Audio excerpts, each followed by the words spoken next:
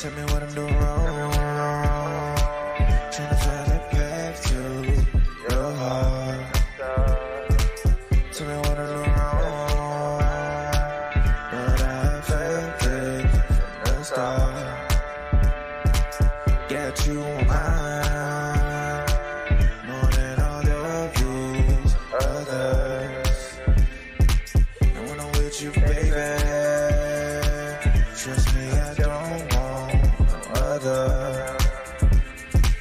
We had a couple good nights, couple late night romances. What up? What up? What up? What up? What up? What up? Had a couple good late nights. What up, y'all? What up, y'all? What up, y'all? What up, y'all? We here, we back, we live, we are in the building. It's your boy TPJ, and ooh, I got the trade deadline thing up there. That's the wrong one. But anyways, it's your boy TPJ. We're here. We're live. This is the 2-for-1 show. Pretty much my NBA recap show where we pretty much dive into the latest headlines of what's going on inside the NBA, as well as talk about just, you know, whatever's going on. As always on a 2-for-1 show, I appreciate you all. This is a late night show. So if you're watching, no matter where you are around the world, make sure you drop a comment. Let me know what city you're in, what city you are watching from right now. It is currently 10:19 p.m. Pacific Standard Time. I am in Los Angeles. So if you are watching this around the world, I appreciate you for tuning in, man. It's your boy TPJ. I'm here. I'm live. I got my brew. Spent a long day being a dad, which is always great. Love being a dad. And now the baby's asleep. Now it's time to talk some basketball, man. Obviously, the thing that everyone wants to talk about is LeBron James. He has accomplished a feat that most people, including myself, thought that, you know, would never be possible. And I think that it's a testament to his physical, you know, stamina, his mental stamina, just his overall durability, his ability to just play smart, take rest within games. I mean, I think LeBron at this point he's, you know, if he was at 100% when he was winning MVP in terms of capacity, he's probably at like 73%. But that 73% is still better than 90% of the league. So I think that at this point in his career, you know, once LeBron dips below that 65% on his life meter in terms of basketball, he'll stop. You know, or barring a major injury, which I, you know, hope doesn't happen. I want to see LeBron continue to win and do well. It's great for basketball. He's never going to pass Michael Jordan, so all the, you know, Jordan fanatics are going to stay Jordan fanatics.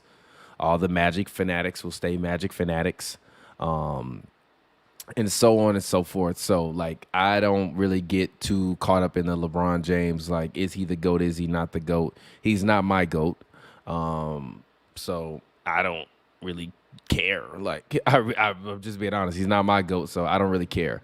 But I do think that the feat of passing 40,000 points is actually incredible. You know, like, to think, because I was even watching a video, and we'll watch some of that later and react to that. But even just to think that, like back in the day, sometimes you would have to shoot 3 free throws in order to be awarded 2 points, right? And if you missed a free throw and someone scored it, it was like 1 point. But the person that missed the free throw got the point for the free throw. So there's been a lot of weird rules and things of that sort that, you know, have like taken away not only from what old scorers were able to do, but also added to, you know, what they were able to do. Because even just the free throw thing, and imagine how many missed free throws where an offensive rebound was recorded and that person scored, but that bucket or that point might have went to Kareem. You know what I mean? So I don't really get too caught up in the drama. But I think what LeBron has done is amazing, and he should. He deserves a round of applause for that. I don't have any applause in my thing, but he deserves a round of applause for what he's done. I think 20 years is insanity. That level of longevity is crazy. Even when you think about old guys or guys that have played, 32 or around this age, like Jordan was a shell of himself, basically playing on one leg. And Kareem, shell of himself. Wilt, older, shell of himself. And then even if you look at guys like Kevin Willis, who wasn't necessarily like a great player, he was an all-star, but he played until he was like 44, 45, I believe. And he was just like a good quality role bench guy, like a Udonis Haslem type of player. So to see that LeBron is still, I don't think he's top 10 anymore. I think he's more like in that 12 to 14-ish kind of range. And we can go through and I can name who the top 10 people that I think, there are right now a little bit later. But I just think what LeBron has done is amazing. I cover the Lakers-Clippers game, so I witnessed LeBron do that in person. I witnessed that phenomenal performance. I witnessed all of those threes. I was literally in the media booth when LeBron was standing 5 feet behind a three-point line. I'm like, please take a LaFuck you three. Please take a LaFuck you three. And then he just kept taking them, and he kept making them. He outplayed the Clippers by himself in the fourth quarter. He was absolutely phenomenal.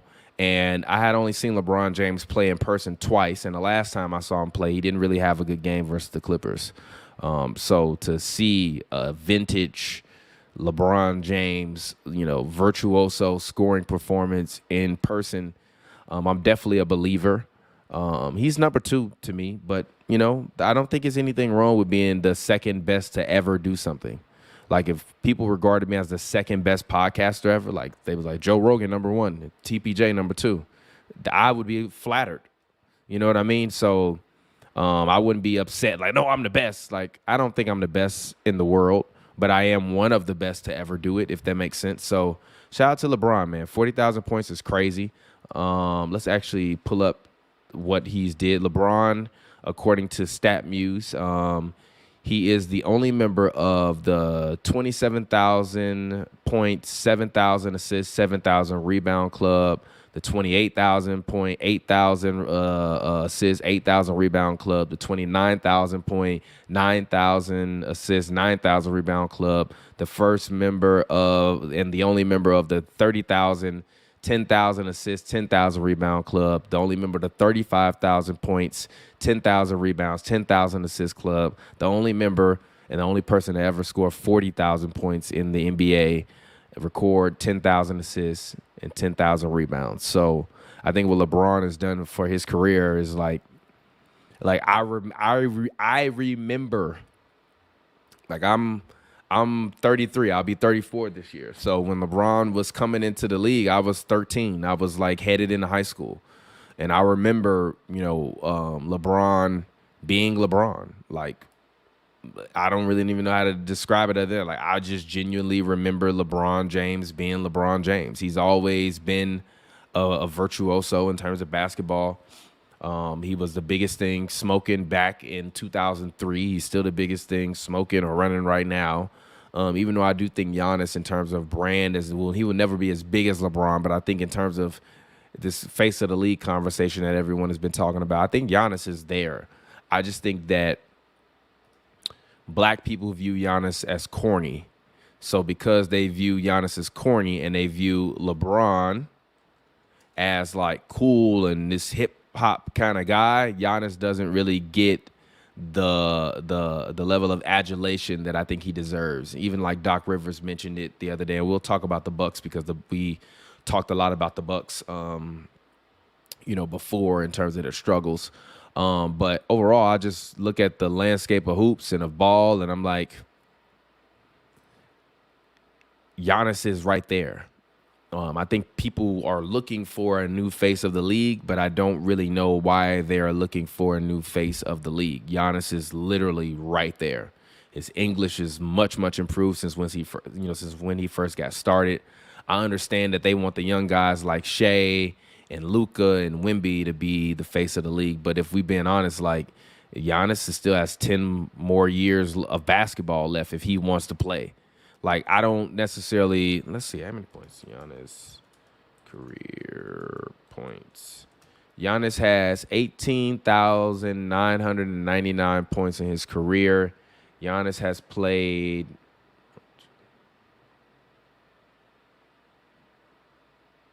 he's played 11 seasons. So, and Giannis did not average over 20 until his third season. So, theoretically, if Giannis could average over 25 a game for the next 8-9 years, he won't get to 40,000, but he might hit 35,000. He could definitely. I think Giannis has the potential to finish his career as a top 5 scorer of all time if he wants to. Giannis has got a career year in terms of numbers. Like he's shooting.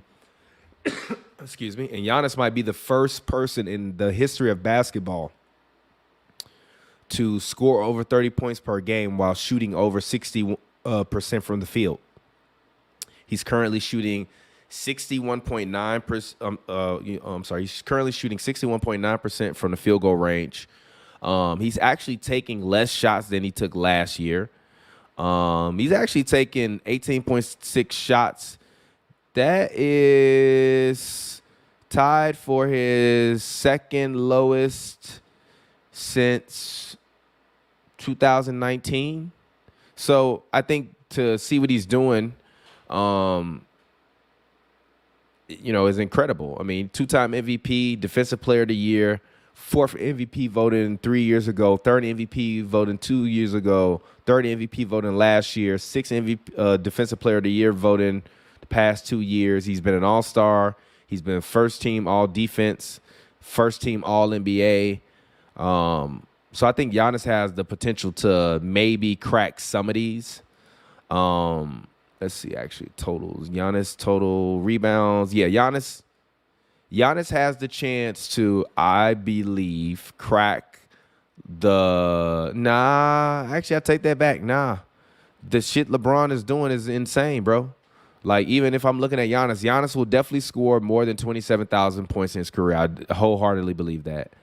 He will definitely have more than 7,000 rebounds in his career. He has more than 7,000 right now. So Giannis will definitely get to 10,000 rebounds in his career.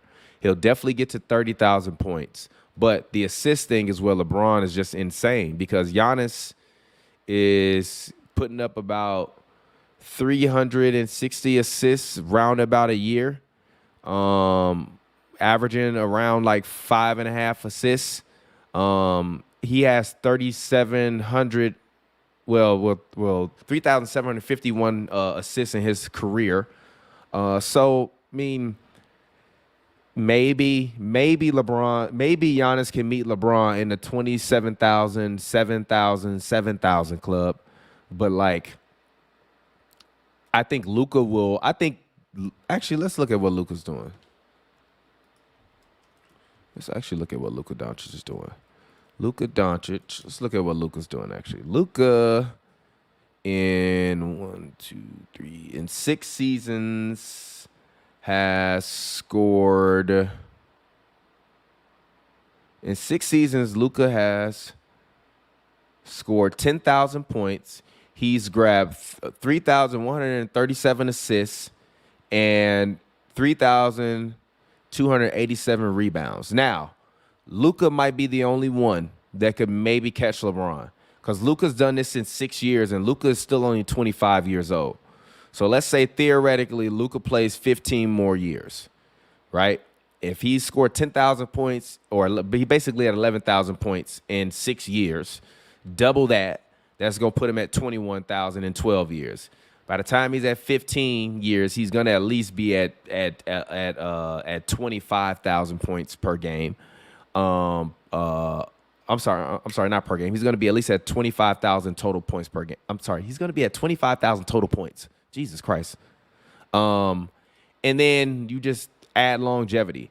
But even still, to catch LeBron, you would have to, like, the numbers that he would have to play 20 years and average basically what he's basically would have to average over 25 for 20 years. I just don't know how anyone catches what LeBron has done.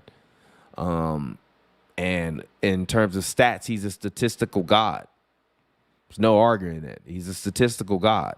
You have to honor everything that he is and everything that he's done. LeBron is a statistical god. And, it is what it is. First and only member of the 40,000 points club, LeBron James.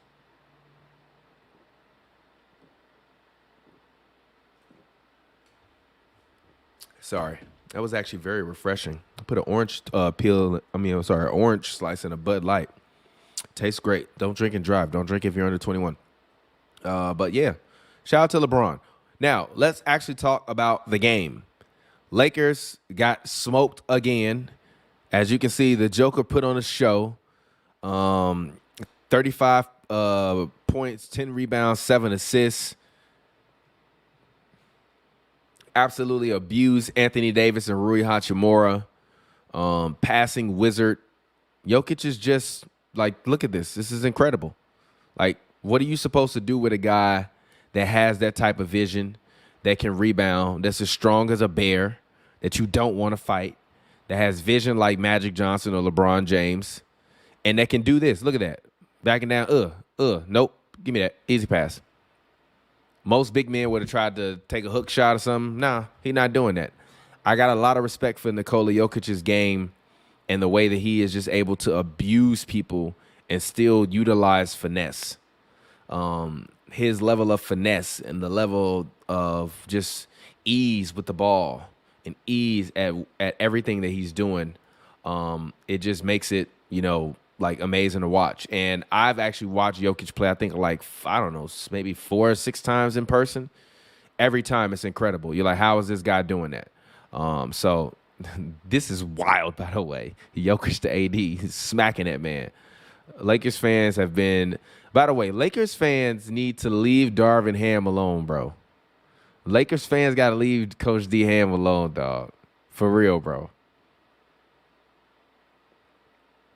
Huh? James's representative, and a couple things Come on. they're really going to look at when they make a decision about leaving school or returning for Get a out of here. sophomore year at USC. Number one, Get out of here.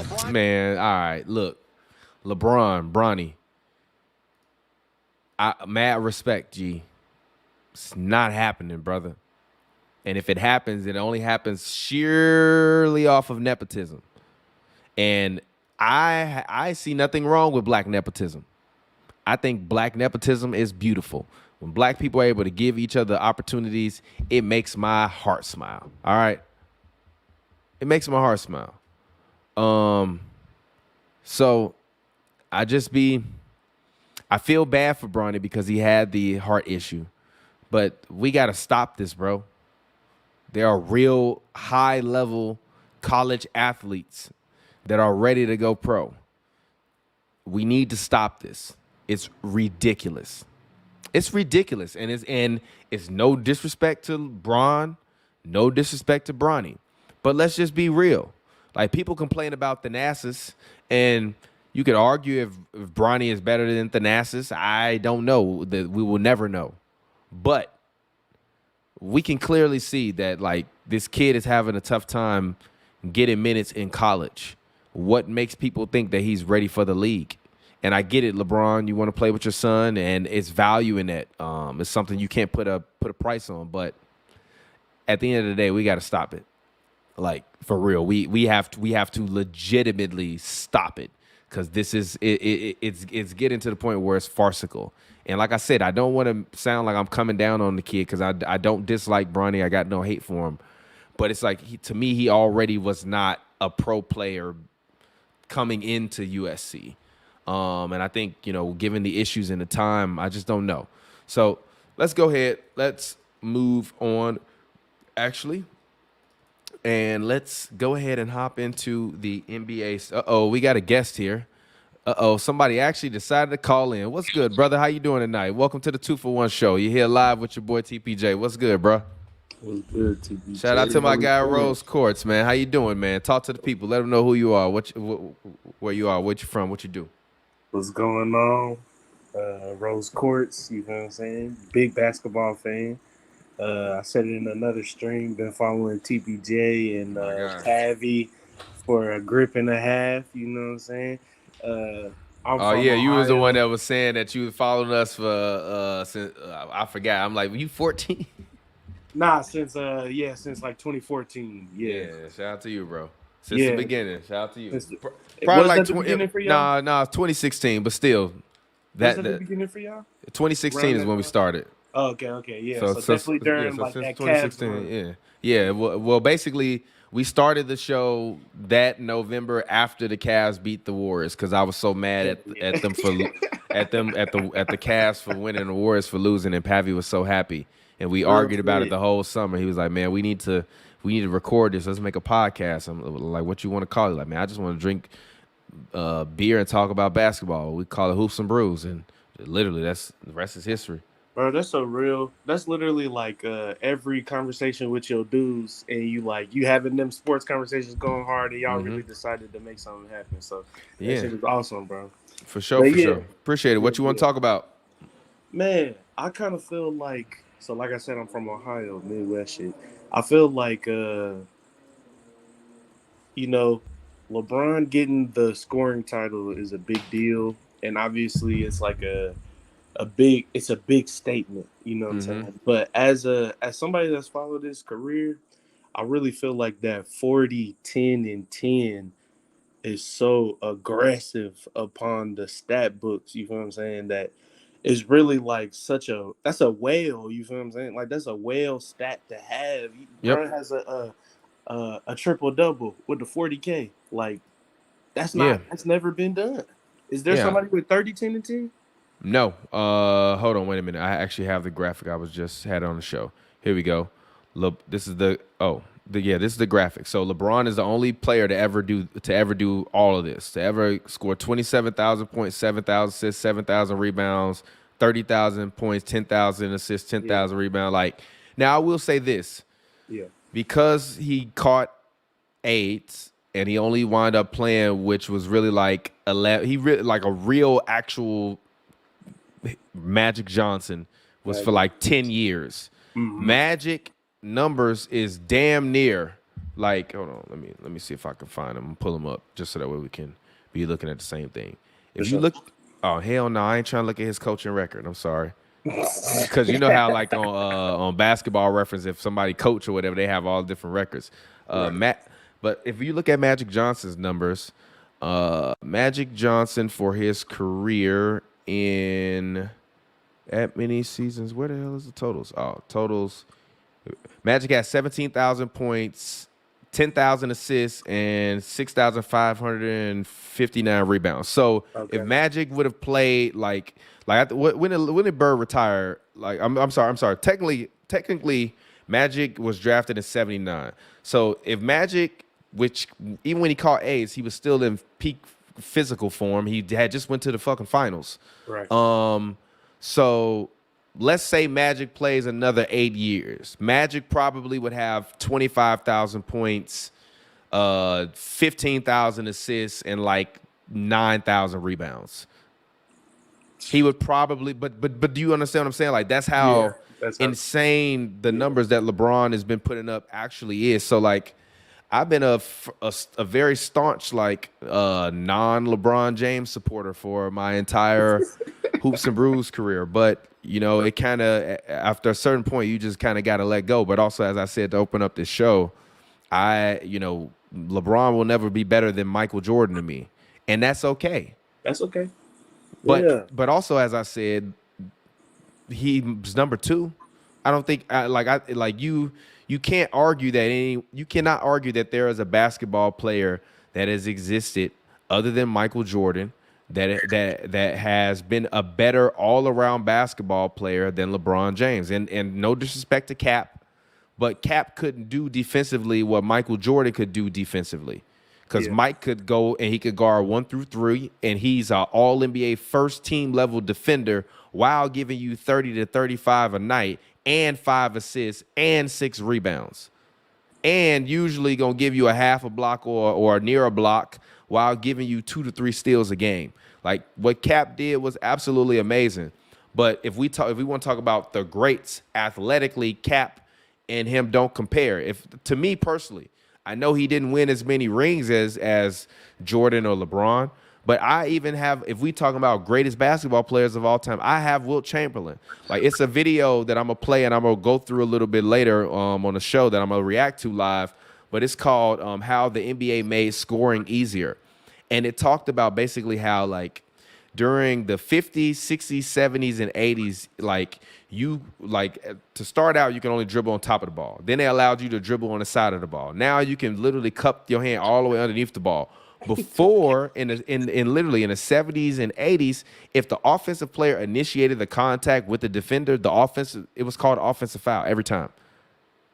Before they fully implemented the gather step, you literally only could take 2 steps and it was a travel.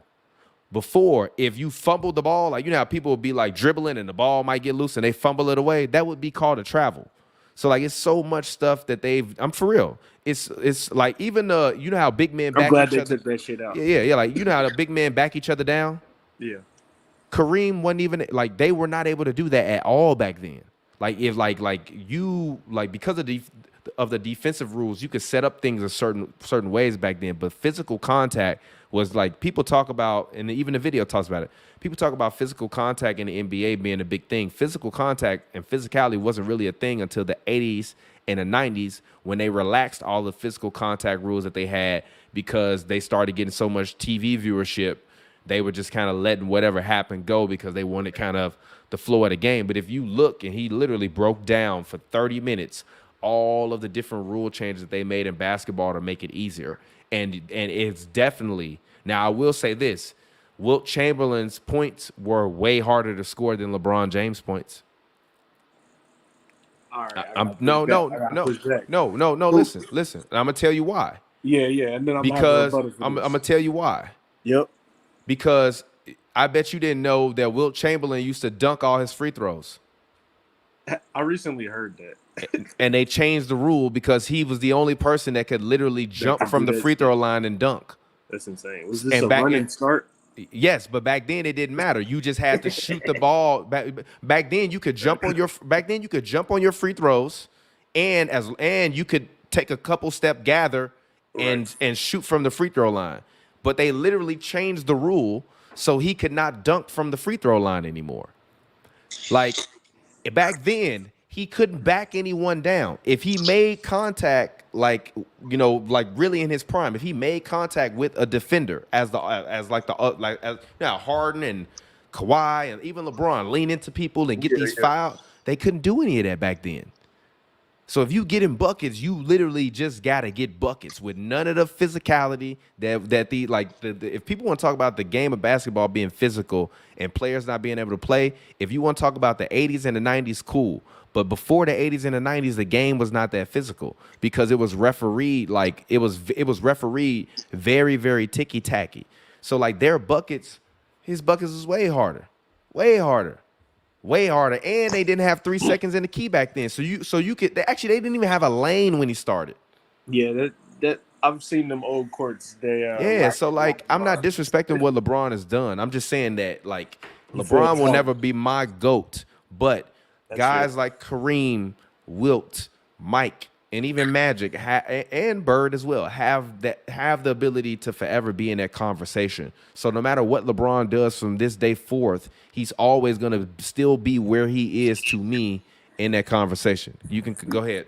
Yeah, no, that's a fact. I mean, all of the greats, their stones have already been made, already been casted and written, you know what I'm saying? Like, that's the blessing of being able to see it. But the problem is, though, I get what you're saying. In comparison, as time goes on, people are gonna compare them differently because the rules have changed. Yes. That's I think that's pretty much existed all through basketball, right? And I feel like the reason why I wouldn't give it to, let's say, Wilt for having harder comp, or the baskets he was scoring was tougher, was, I mean, the guys that he was going against, I'm gonna have to pull that card.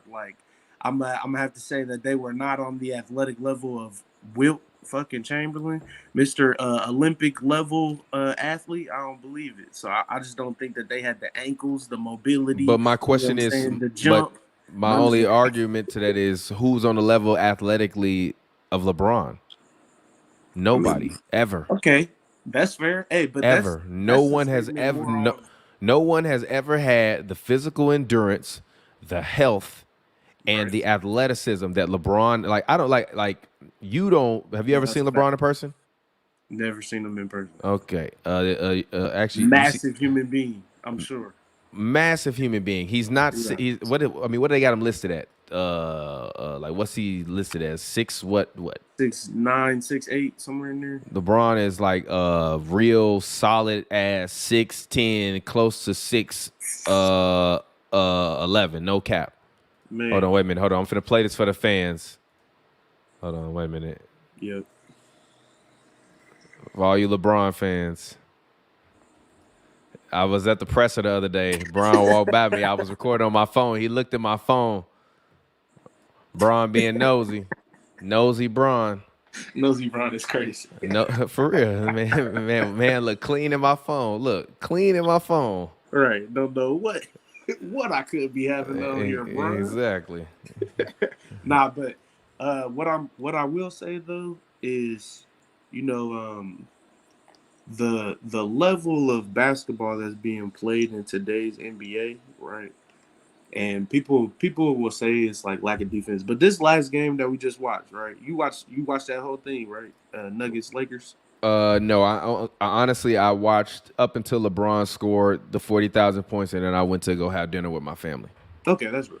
So, but I did watch the highlights, and I saw Jokic was out there cooking them, and actually I talked about it a little bit early in the show. I was playing some of the highlights and talking about just the level, like the level of physicality he brings, right. But also the finesse is just insanity. Go ahead. It is. Yes, it is insane. Like you said, it's a bronze passing ability in a 7-footer. It's disgusting.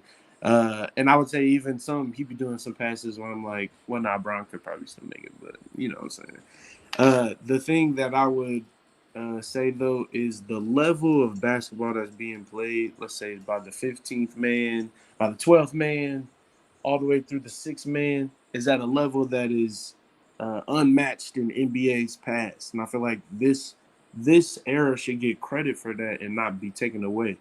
Like, the people who are the backups are dogs compared to the backups of the past. People who I don't know. I just can't agree with that, bro. I just don't agree with that. I just don't agree with that. I don't agree. Bro. They just had to rebound. They could maybe defend here and there. I don't like that, bro. I don't like that because you wanna know why I don't like that? Because what that does is that solely and inherently takes away not only the history of the game, but it take away the history of just wait a minute. It takes away the history and how good some of these guys were just to get to the NBA. Like, we got to be real about this. Back then, it was 12 teams. It's 10 people on a roster. It's only 120 people in the league. So you telling me that the 120 best basketball players in the world weren't good when you got all of these guys that was Mr. Basketball, winning state championships in high school, championships in college? You're one of 120. Today it's like 456 of these guys, something like that. Back then you were one of 120. That means you was the 120 best hoopers in the world, bro. Yeah, I think we do a disservice to those guys back then by talking about them as though like they were some third world ballers. Like, you can't tell me Dr. J wouldn't be Dr. J today. Dr. J would still be Dr. J. You can't tell me the guy that could dunk. No. But listen to what I'm saying. Yeah. Even for the guys as great as Dr. J to make the guys that look not that good back then look not that good, them dudes was still the best of 120 people. For sure. Of the best of the best. So yeah, we might have looked at it like, oh, they didn't know what they was doing, but also at the same time, look at the rules. And actually, now that we're talking about this, I want to play it. You got a minute? I want to play a little bit of this video that talks about how they made scoring easier in the NBA. All right, play it. You got a minute? I'm going to play it. Hold on 1 second. Let me put it up. Hold on. Is it playing? Oh, hold on. Out on drives like this. And in the 90s, they let plenty go as well. Here we go. Jumped. There was simply little tolerance for the offense jumping into defenders and initiating contact. This might not look like a defensive foul, but that's because there was less physicality in general during that era. Defenders would arm bar and hand check, but the slightest nudge or bump could be called a foul. The 60s has this reputation for being tough and rugged, but there wasn't much contact allowed in space and with the ball. By the 80s, hand fighting and physical contact was more commonly allowed on drives like this, and in the 90s, they let plenty go as well. That's a solid push to the shoulder that goes uncalled there. Physicality probably peaked in the early 2000s, where there was a ton of contact away from the ball at times, and some of these contests felt like rugby matches instead of a basketball. Hold on, I'm gonna skip Jeff ahead. Van Gundy during the 2008 playoffs. When the offense is allowed more contact than the defense, it's wrong. It's like if you're in a legal guarding position, if the offense brings it into you, it's no call or an offensive foul. In recent years, fouls are now regularly called on the defense after the offense initiates that contact.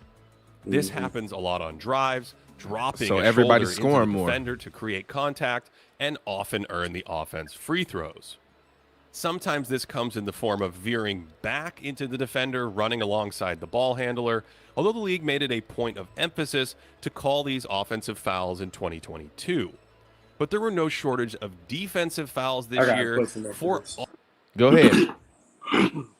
So I would want to know, based off of this, well, basically, You should what it's watch saying. Yeah, I mean, I'm sure it's a good one. It's a great watch. I watched all 30 minutes of it. I was actually like, I did, because it was old rules where if your team was in a bonus, you had to shoot 3 free throws in order to make 2.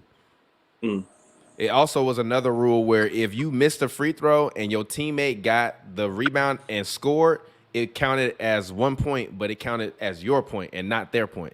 Yeah, no. It's Rules. I wonder, because we're talking about fouls happening, I wonder how it compares those times as far as fouls called, free throws attempted. I wonder how that would compare. Because I actually think he talked about that. Hold on, let me see if I can find the part. I'm trying to skim through it. Because Let me see. would make me think that I think more it might be fouls are right being here. called now than... Let me see. I think it might be right here. Let me see.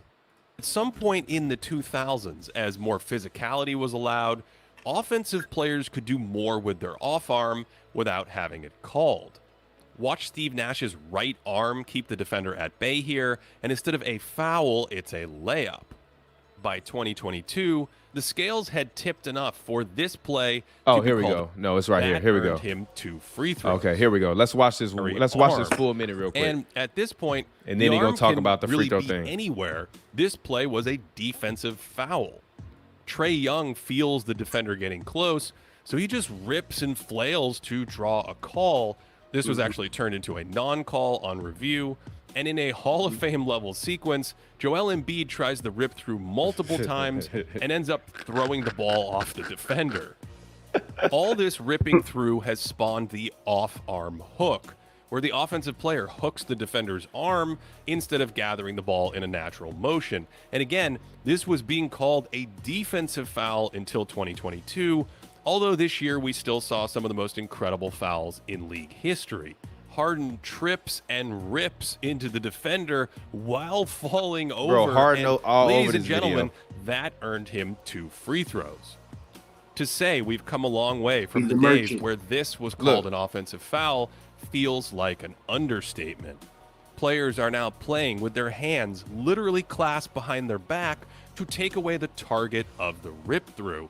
If we look at shooting fouls per 100 2-point shot attempts, we see a big jump in 2005 when the league relaxed contact on the perimeter, and then a fairly steady ratio until the 2020 season when shooting fouls spiked in the bubble and have remained incredibly high.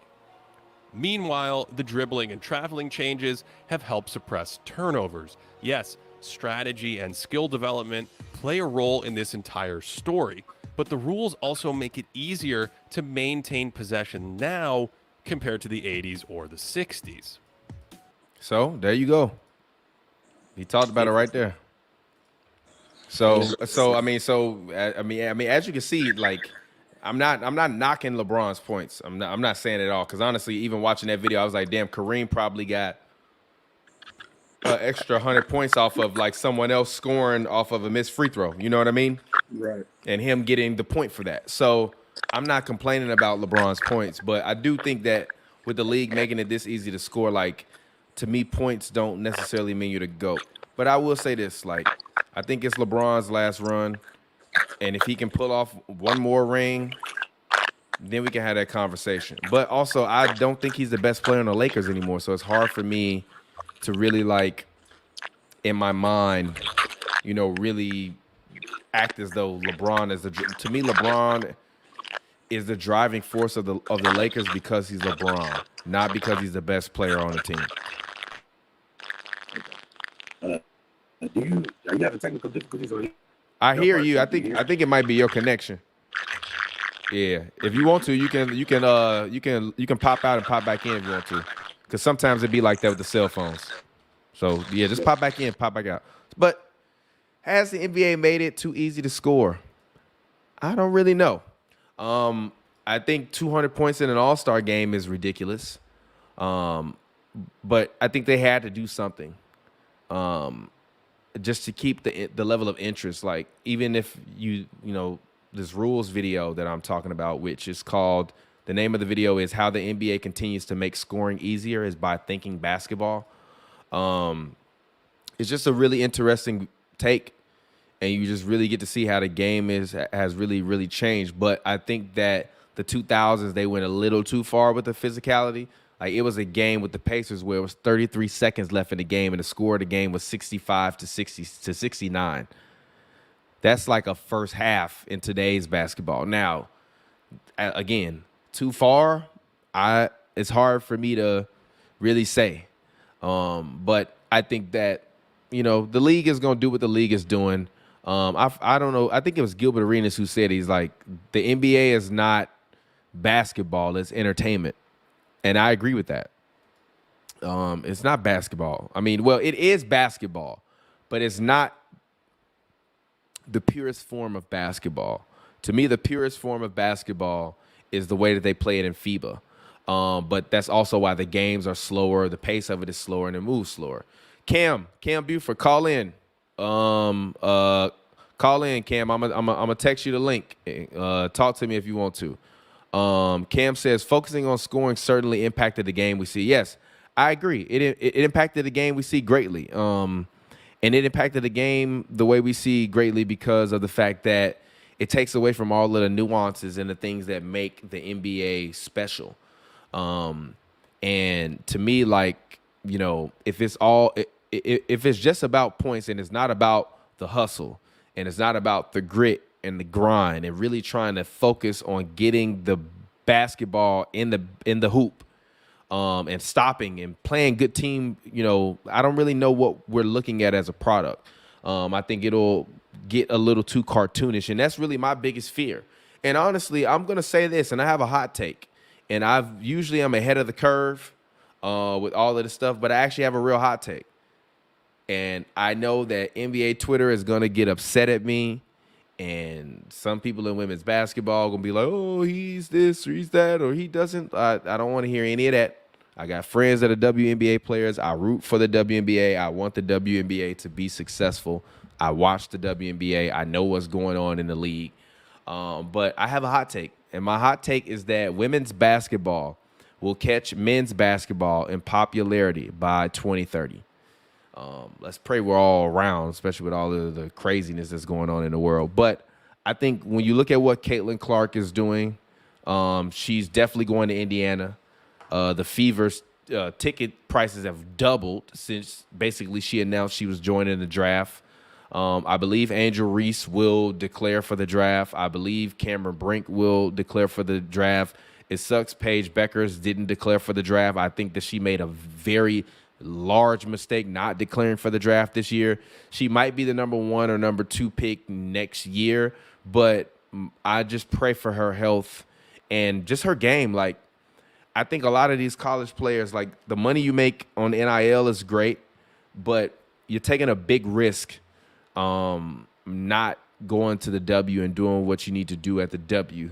And I think that, as much as I hear people complain about women's basketball not necessarily having the following that people want, I think that for the players like Paige Beckers and those players where I've been to the games, to the Sparks games and stuff. Those fans are clamoring for stars, and Paige is a star. And I think that I get it. You like college. I get it. You might not have had the year you wanted to have with your team, so you don't want to go out like that. But go get the money. Go explore the marketplace. Go help leverage your superstar to make the W bigger. And I think that the WNBA has the potential to catch up with the NBA. Now, I don't think it'll be bigger than the NBA because obviously the NBA has these multi-billion-dollar TV contracts. But I do think that in terms of just general popularity, there might come a day where we are talking about the WNBA season and what's going on with the WNBA players and how the WNBA should expand their season and expand their teams and expand the rosters because the league is just lighting it up. And I think Caitlin Clark, Angel Reese, Cameron Brink, they're the first dominoes of this first wave of the new, and honestly, it's the first wave ever to me of the WNBA superstar. Like, to me, the WNBA usually has one or two players that are like star quality players at a time. Even now, really, it's like Sabrina, Asia, Brianna, and Diana, obviously, because she's still playing.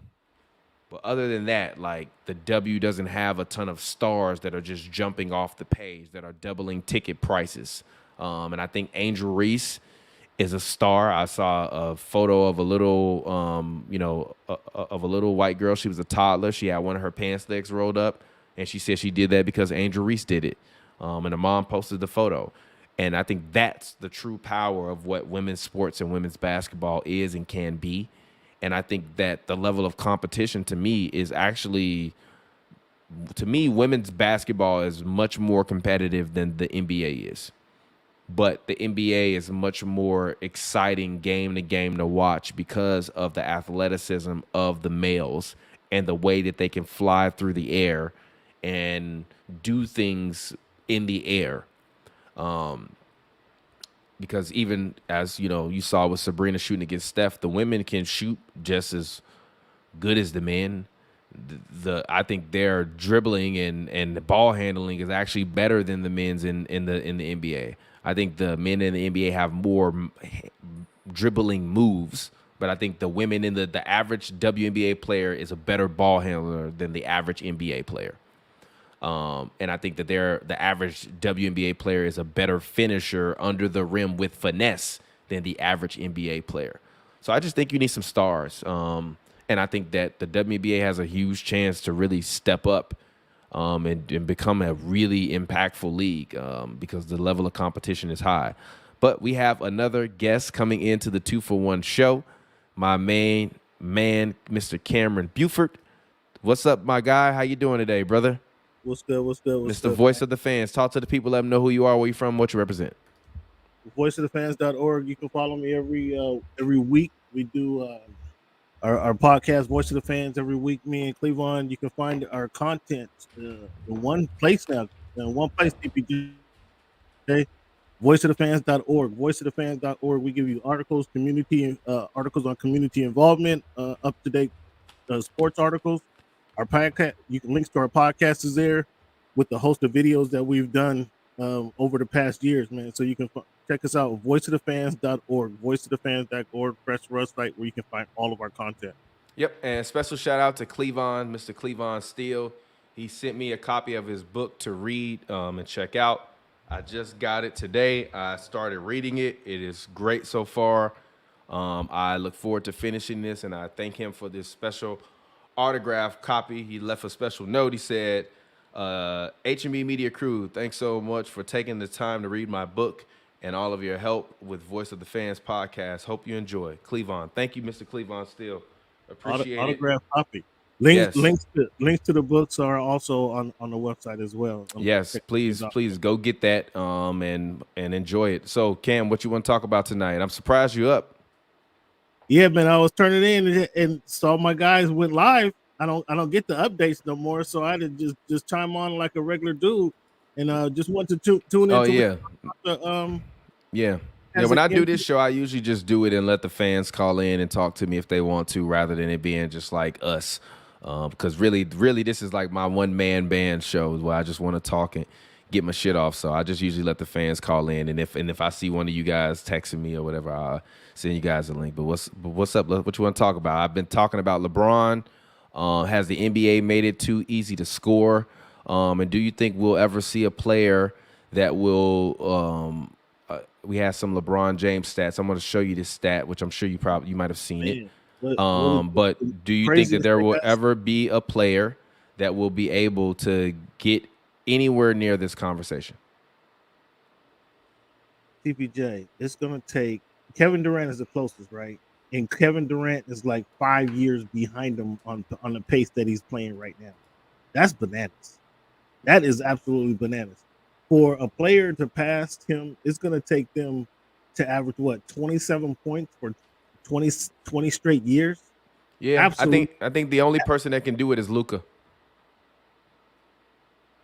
Luka is not in the shape that LeBron James is in. So for him to get past year 15, 14, 15, 16, 17, I mean, if he's not in shape. Well, I will say this though. I will say this about Luka. Even though he's not in shape, he's only played 6 years and he already has basically 11,000 points, and he has 3,000 assists and 3,000 rebounds. Listen in to what 6 years. Listen to what I'm saying. If he's not in the best shape at 25 years old, we can't expect him to be in better shape at 35 years old. So his production, although is great here, and you triple that, is he going to be able to quadruple that in the last, just say, again, year 15, 16, 17, and 18? I mean, what dude is doing is absolutely amazing. Although I'm not per se a LeBron fan, but his longevity and his ability to perform at a high level is absolutely outstanding. I mean, you can't hate on what he's accomplishing, even though it is a longevity stat. These are longevity numbers. He's just adding on to the cake. Yeah, 100%. You really have to compliment the endurance, the fortitude that he's still performing like this tonight, even though they lost. I mean, he's not impacting winning. We see that in the last 2 years. He's not impacting winning as he has in years past. But he's still what he have tonight, 25 and 12, yeah, if I'm not mistaken. Yeah. Like that's still production. If AD steps up and does his thing, if they quit tinkering around with the roster and actually had quality people around him, and that's the one knock about him, is he didn't never allow people to go with him. Austin Reeves has been the player that's been with them that you would like to see. Austin Reeves, or no, we'll say that Kyrie Irving in his 5th or 6th year with him, and how his game develops, and then how that partnership matured. You follow what I'm saying? Yeah. Because that make them better longer. But because he went from Cleveland to Miami to Los Angeles, and then kept tinkering with the rosters, you never saw a player stick with him long enough for their game to develop and enhance as he grew and enhanced. We haven't seen that, and that's. I mean, I guess that could be one knock on him, but what he's doing as an individual talent is remarkable. It's absolutely the consistency and the level that he's playing is absolutely. But to your point and why I chimed in, has the NBA made scoring too easy? Absolutely, but it harkens back to where those 98 Knicks, those 99 Pacers, where they were playing, as you mentioned, the games were 89 to 86 in the fourth. That was a ball game. We're not far from that at halftime in some of these games. So with that being said, they went too far. They leaned too far to correct that, because there should be some defense allowed in the game. And then as the game changed, they took away that power forward, like the enforcer type dude, the Mason, the Oakley, the Ron Artest is the closest that we've seen to that. really guy who would foul you when you're going to the hoop, because now they call it this kind of. I think it's more not so they're starting the fights, but I think it's more so they're passing out technical fouls and injecting guys for those hard fouls. That has certainly impacted the game. Benefit, and then they wanted AI. I mean, Yeah. they wanted AI to be not. I won't say trying to make an offensive league, but they wanted to see people want to see AI score. They wanted to see then Kobe Bryant score coming off of MJ. They wanted to continue somebody flying through the air like MJ was, but nobody could be MJ, obviously. But that leaning the game to the high flying, the high scoring has really kind of impacted the game in the sense that where those fouls aren't being called. There's no threat to go to the hoop, man. And then the influx of the 3-point really kind of changed. Yeah, I agree. I think they went a little bit too far, like just a little bit too far. And I've been seeing people in the NBA said that they are going to look to tweak some of the rules to make it because they feel as though they went a little bit too far. I don't. That's going to be hard to do. I think the way they tweak it is that they're going to make it like 5 seconds in the key. But to me, that's not the problem. Like I think the freedom of movement that they implemented about 6, 7, 8 years ago, those rules that they implemented where you could no longer grab the shooters and stuff like that coming off of screens and stuff. To me, that has made the game a lot more open, I think, than anything, because guys just shoot threes now all the time. They take open threes. You see guys really not even wanting to defend or go around a screen these days, because if you grab or you touch at all, it's a foul. So I think, but that's just my personal opinion. Go ahead. Let me, not to cut you off, let me ask you this. I heard somebody mention this, which was pretty intriguing. I think in the All-Star game, this came up after the whole All-Star game fiasco. But I think it was like a 98 or 90, 97 or 98. I forget the year. It was somewhere around there. It was before 2000. There were three three-pointer shot in a NBA All-Star game. Mm-hmm. To where we had 100. To where we had now, just last year or a couple of weeks ago, how many three-pointers were shot? Something like 60 or 70. Yeah, more than that. But the three-pointer, if they did, can they do away with the three-pointer? No. And how do you think that would, you said have 5 seconds in the key.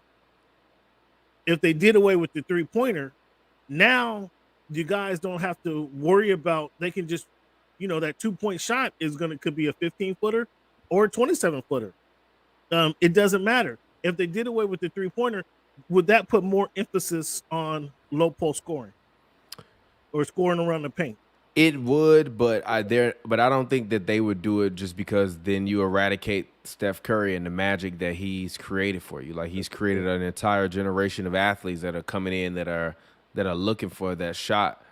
To me, like, I've seen some people shrink the 3-point line where there's no longer the corners, where the 3-point line is basically that would be just as weird. I mean, that would be just an adjustment, right? So what, you gonna move just the 3-point line just 24 feet? I mean, like, literally, it was like this, like where my arms are connected, where like it basically just goes to the out of bounds lines, and it's just behind that. I mean, that's it. I mean, that's definitely interesting, because that eliminates a lot of guys' position, like a PJ Tucker, those kind of guys, 3-point corner specialists and stuff like that. It would, and it would force everyone to be in the middle of the floor, because usually, especially where they run an offense, they always trying to run it, heavy on one side, and then the weak side is usually just somebody in the corner. Now that person in the corner, maybe they might want to be at the 20-foot mark or the 15-foot mark instead of the 3-point line. If they made that adjustment, I say just go ahead and get rid of it all. Just go ahead. If they made that adjustment to just put it at the top of the key, I just say get rid of it all, because again, now you're putting just as much emphasis on low post scoring.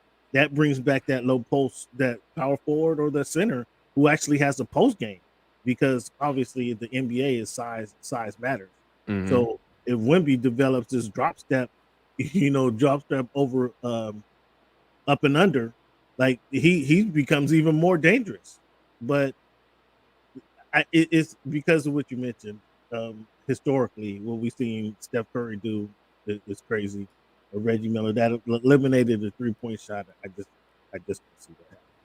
Yeah, But I I don't see that found that an interesting thought. And how else could you improve or get back to the game being a not necessarily just a completely low post game?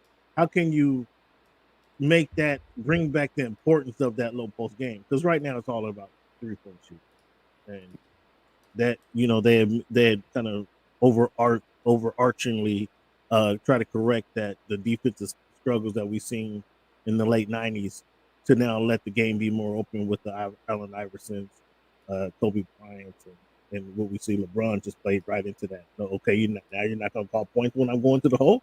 And LeBron been going to we saw it tonight.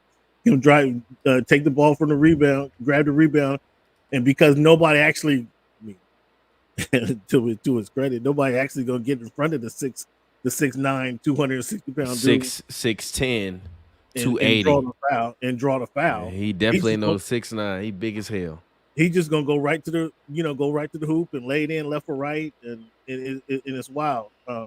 Because we don't have those big guys who's gonna take the Oakley's who's gonna take that foul. Who said, okay, enough's enough today. You might do that. You might do that next week, but enough's enough. And that could be a guy like Gordon, although Gordon doesn't need to resort to that because he's playing with Jokic. But that could be like a guy like Gordon who would take that hard foul to say enough is enough. But that's kind of a bad example because of the team he plays on. But I think you get that point.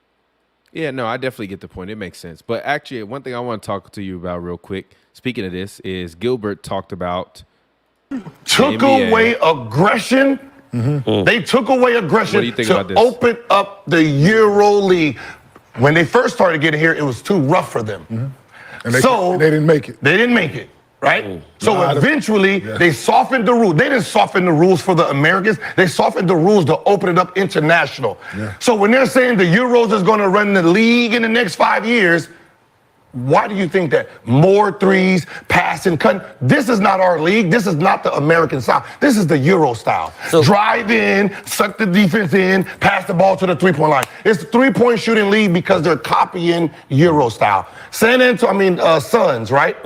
Okay, what you think about that? You think there's a lot of truth. There's a lot of truth to that because they want to make the game international.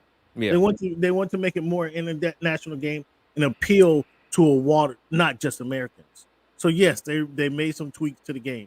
Yes, that's absolutely. Yes, there's a lot of truth to what he's saying. However, that brand, again, going back to what I was talking about, in that, the game kind of changed. Steph Curry impacted the game from what we see when he came in shooting the threes, right, and all of the offense, if you will. But the transition, they want to see a more free-flowing game. And so, yes, instead of Allen Iverson going one-on-one, instead of Kobe Bryant going one-on-4 and he's historically known as the worst shot taker and the worst shot maker in the history of the NBA, right? Instead of that, they wanted to add a game that had teamwork, team players playing the game. So, yes, you have to do more cutting. Yes, you have to do more passing. They want to see a more fluid game. And so they figure with American athletes playing that brand of basketball, it would be more of a prettier game. So, yes, that's a part of the overcompensating from the defensive issues that we saw in the late 90s. Yes, they wanted to expand the game. Not only did they want to expand the game, but they wanted to make it a more fluid, a team player type game. So, yes, there was a lot of overcompensating. So, yes, Gilbert Arenas is not totally wrong in what he's saying. However, America should be compensating. Yeah, I don't. Where they want to kind of gear the game, it's still an American basketball game, right? It's still the NBA. They still have the best athletes, the best basketball players around, who should be able to adapt their game to what he's talking about. If we know this, Gilbert, you specifically, you should have been able to adapt to that, right? Because that Mhm. makes the game not so much a one-on-one game. It makes it a team game, Gilbert. If you pass the ball a couple more times, Gilbert, if you become a better team player, Mr. Gilbert, and you stop, carrying guns in the locker room and on the team playing, maybe you're still playing today, Mr. Gilbert. So he says it out of spite. But there is truth to what he's saying. But we Americans, Gilbert, need to adjust our game a little bit better. Gilbert. I will say this: he would not still be playing today. He would be Well- 43, but he Well, definitely would have played a lot longer. His career would have been extended. You know what I'm saying. Yeah, no, I definitely, and I'll say this in response to Gilbert, like, you can say yes that the Euro League guys are the reason why the league got soft. I don't really believe that. I think that the physicality had just gone way, way, way too far. It had just gone way too far. Like with the hand fighting, with the fighting underneath the basket, the physical fights, the fights in the stands. Guys were basically cold cocking and knocking each other out the air. It's a video that I played earlier. What year was Malice in the Palace? What year was that? 2007. Yeah, and Was that it? was 2004. Sorry, 2004. Yeah, that was absolutely when that happened. The NBA said no more. Enough of this. Is not. We don't need the physical game anymore. We're legislating that physicality out of the game. And so, rightfully so. We seen that, and we see that transition, and we see when Steph Curry came in the league, 2007, he came in the league, I think. Yeah, 2006, 2007, and then he was out a couple years. No, 09. 09. Steph came in 09. I believe it's 09. So he didn't play the first couple years, or he was 2009, 7th pick, 2009. Wow. So, so it wasn't until 2013 when he really had his impact, because it took him a couple years to kind of get his feet under him, right? It was about 2013 when he had his impact. The game started really moving to shooting a lot. So I say that Malice to the Palace really significantly. They already started transitioning because they wanted to see Allen Iverson and Kobe Bryant kind of explode and go to the hole with the free flowing. And then it became they want too much one-on-one, too much one man dominating the floor. And then they wanted to see the game transition to a Euro International League where they were requiring more team involvement, more passing, more shooting, right? Make it more of a fluid game. So that kind of transition, and then we see Steph Curry. I mean, and everybody started. Once Steph Curry took off, it became a 3-point game. Chicks did the long ball, right? Yep, and actually I got a clip that I want to play, and it's from this video that I was watching earlier with one of the fans who was on the show. And it actually talks about the physical defense. Discuss Let's that listen. in another video. And there was a brutality to the era that has been washed out of today's game. No suspensions were handed out here. Back in the 80s, hard and dirty in-game fouls weren't always called flagrant. This one was a common foul, and this famous incident in the 1987 Eastern Finals wasn't even a foul, just nothing, although Robert Parrish was suspended for a game. By the early 90s, the league had cracked down on fighting and overtly dangerous fouls. This one was an ejection, and in the very next game, this was called a flagrant. But there was a ton of physicality from possession to possession, especially down in the post. This kind of wrestling for position and hand fighting wasn't really part of the game before the three-point line. Watch Kareem move through the lane here. That little bump was called a defensive foul. That's all it took. And there just simply wasn't a ton of jostling or powerful seals in the 60s and 70s off the ball. It was common to see post-ups from players where defenders gave them space instead of leaning on them or driving them off their spots. In the mid-70s, there might be a forearm to the back to keep an offensive player stationary, but they weren't leaning all their weight into each other in a battle for paint position like we'd seen in later decades. So the reason why I showed that is because that basically shows that Gilbert's argument doesn't make sense. It has nothing to do with the European players. Like they actually took it back to what was more so the original rules that they used to call in basketball.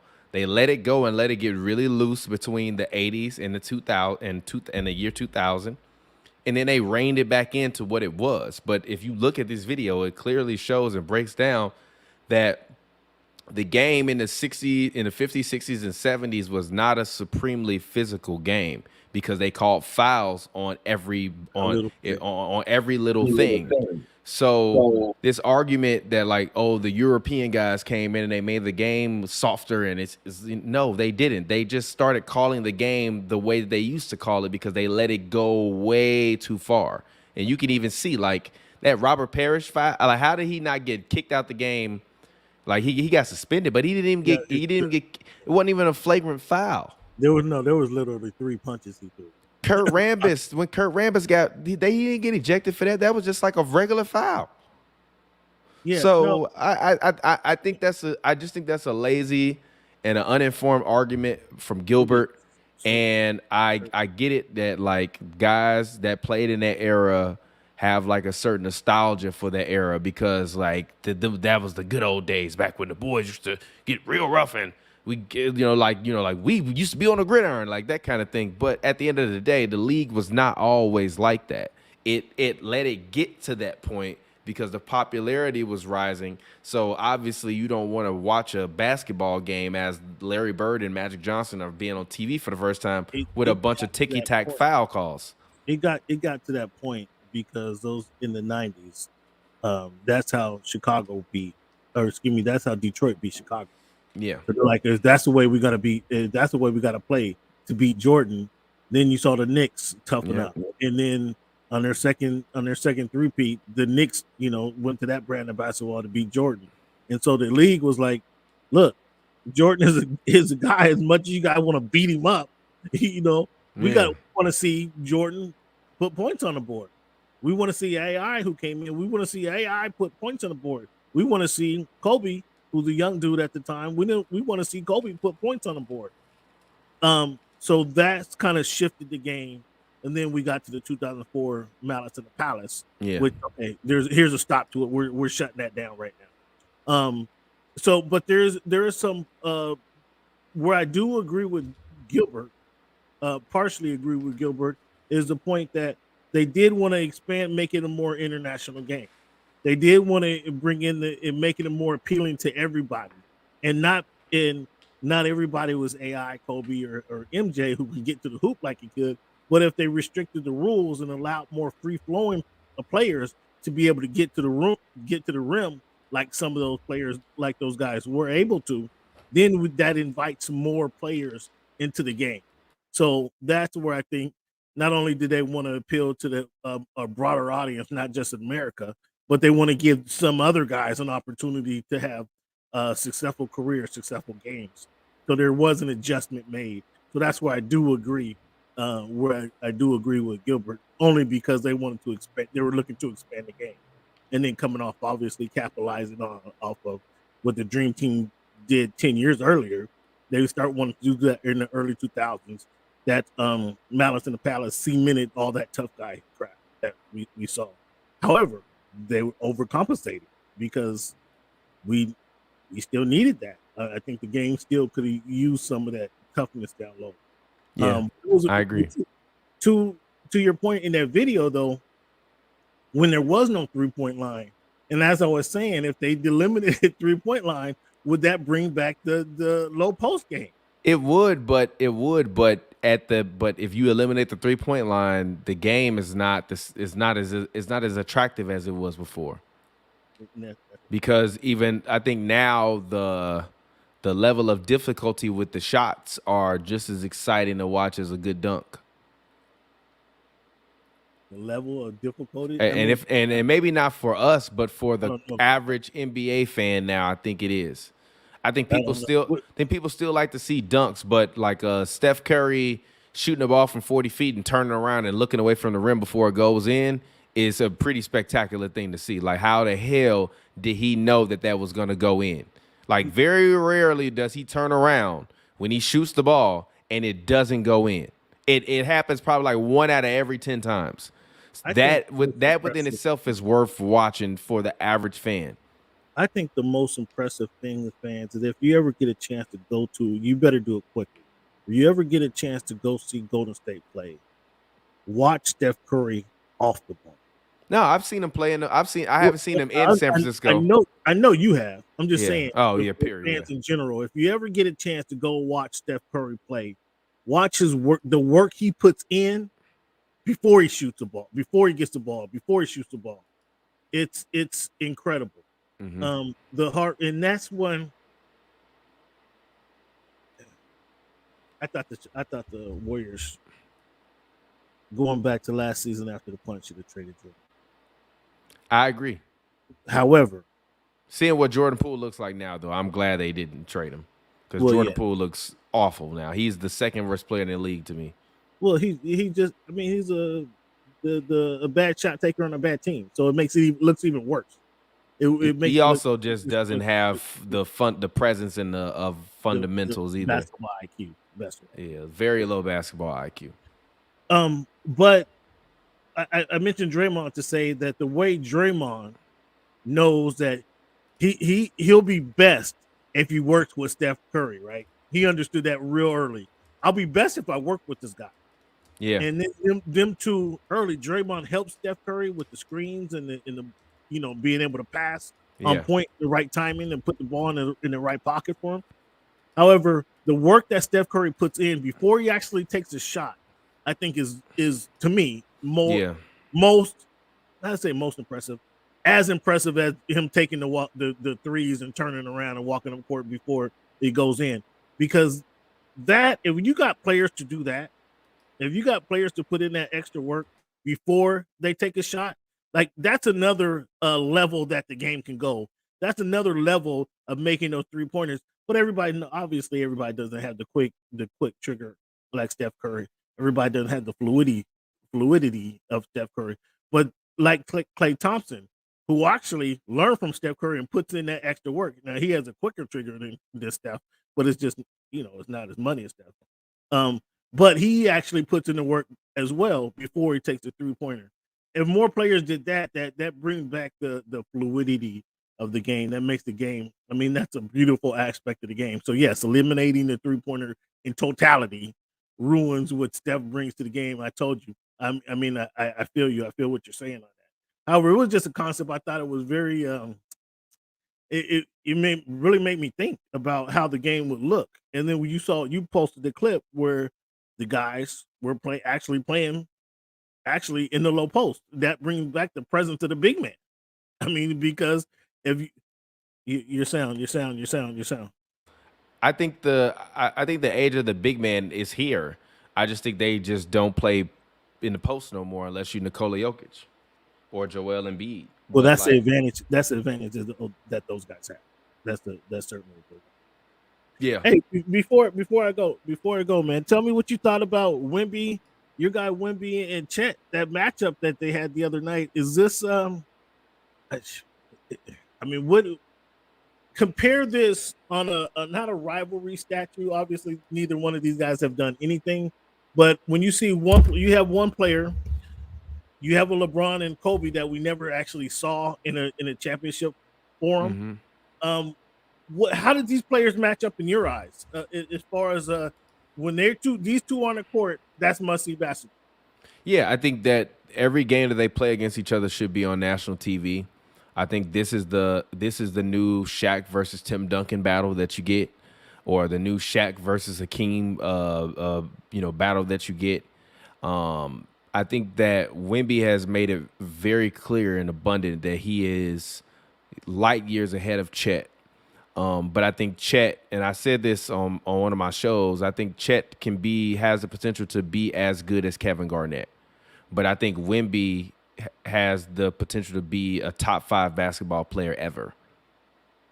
Like there is literally nothing on the basketball floor he cannot do. Where do you have KG if you say Chet can be better version of KG. Where do you have KG in the? I didn't say a better version. Say he could be as good as KG. Where do you have KG? Like in the? I got KG and I got KG like I got him like in the 20 to 25 range. Sometimes I argue that he's at 15. So top 15. Because Kevin Garnett was actually my favorite player growing up. Like when I used to have Kobe Bryant's courtside in NBA Live, I would always play with the Timberwolves. I would play with Kevin Garnett, and I would move him from the center or the power forward to the three or the point guard, and I would run the team with him as the three or the point guard. And then I could have the ball in his hands. He could make shots from the mid range. He could dribble. He could pass it. He was a hellacious defender. Like Kevin Garnett was one of my favorite players ever growing up. He don't really crack my top 8 no more, but growing up, he was definitely, before I was 12 years old, he was probably my favorite player in the NBA. You had Chet being arguably a top 20 player in the league when he said that. I mean, I think the team that he's on, they have the chance to win 2 to 3 rings over the next 6 years if they can somehow pull it together. If he does that, I don't think they will either. But theoretically, if he does that, he's already off to a great start. Now, I don't think he'll be the defender that Kevin Garnett is. But I think that he could be. I think he could be 2 points higher on potency on offense than Kevin Garnett, but 3 points lower on potency on defense. But I think those 2 points of more potency on offense will add up to an extra 3 to 5 points a game that KG wasn't able to do. Like I think Chet realistically could average 28 to 30 a game one day in his career. I think Wemby could average 30 to 35 a game one day in his career. But I don't think KG was ever going to be the guy that was going to be able to give you 30 a night, period, in any generation. 30 a night, it's a lot. What was they doing when they made the playoffs? Obviously, that was 1 year. But where was he at when they made the playoffs? And it was him and Cassell. He had to be 27 a night. Kevin Garnett never averaged over 24 points a game in his career. I'm sorry. He averaged 24.2 points per game that year. That year, 24? Yeah. But he gave you 13.9 rebounds a game, 2.2 blocks a game, 1.5 steals on 19.6 shots and only 2.6 turnovers a game, shooting basically 50% from the field and 25% from three. So I think Chet will be able to be a guy that can get you 28 on 50% shooting, 90% from the free throw line, and 35 to 38% from three, and still be able to give you 12 rebounds a night. He already gonna give you 2 to 3 blocks a night. He's doing it right now. The steals is where Kevin Garnett, as a man-to-man defender, is just a better defender. But I think offensively, Chet will be more potent than Kevin Garnett, and I think that if he can bring off a couple rings, he can be up there in that conversation. But it's gonna take a lot of work for him to do. Versus Wemby, I think Wemby is gonna win like 3 to 5 championships. I'm not even joking, because even if Pop isn't there, you know who I think gonna be the Spurs' next head coach? Becky. Manu Ginobili. Interesting. Like Ginobili basically is like an advisor to the team. He's at every single game. So it's Tim Duncan. Tim Duncan's an assistant coach. He's always with them on the practice floor. You see pictures of him behind the scenes. But Ginobili has little kids. His boys are like I don't know, like 6 to 10. So if Pop just signed a new deal a couple of years ago where he's gonna coach at least for another 4 years, right? So think about it. If you're Manu, your boys are like 8 to 10 years old. You become the coach of the Spurs when they're around like 10 to 12. You coach them. Now they're a little bit older, so you don't have to necessarily be there every single day like because he's been retired for a while. And you coach the Spurs. I would not be surprised if Manu Ginobili became the head coach of the Spurs one day. And I think Trae Young will eventually end up in San Antonio. Please. I pray to God every day he goes there. Trae Young is going to end up in San Antonio, and we're going to see something that we have never seen before. With this Trae Young top. Why? Him and Wemby? Oh, goodness gracious. Talking about somebody who doesn't impact winning I was about to ask you a question. You're tripping. Trae Young and Wemby is that Trae Young and Wemby together. No, listen. You put Trae Young on this team right now. Put Trae Young on this team right now. They're a top 5 seed in the West. He doesn't impact winning. He doesn't impact winning. But you want to know why you say that? Because they don't win it. He don't. He's a man in Atlanta. They've been there. He's been there 5-6 years, and they don't. What have they been? They've been in one conference finals. That was a fluke, and they've been trash ever since. No. Why are you trying to give Trae Young some love? I'm not. The reason why he is not a winner is because he is a number 2 playing number 1. He really needs to be with a real number 1 option, and he needs to be the number 2 option. I'm not looking at him going to San Antonio thinking he's going to be the best player on the team. I want you to be the second. I need him to be the second best player on the team. I need him to give me 25 a night on 45+% shooting.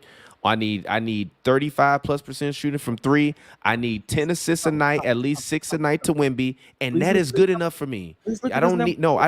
But listen, no, stop. Stop. Please look at the numbers the last 2 seasons. They're all-star level numbers, and he didn't make the all-star. He's averaging fucking 20 to 25 and 11. Look at his numbers. He's averaging fucking 25 and 11. What are we talking about? He was shooting 30. He's shooting 33% last year.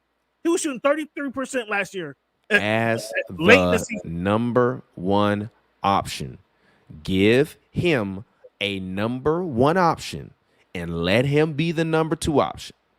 You telling me that if Clint Capella could still be putting up 15 and 10 or 15 and 12 with Trae Young by his side, that Wemby, who has no point guard and a team full of guys that don't want to throw him the ball, having a guy that is averaging 11 assists a game and is a defensive liability, but when Victor Wembanyama is on the floor, you cannot enter into the paint.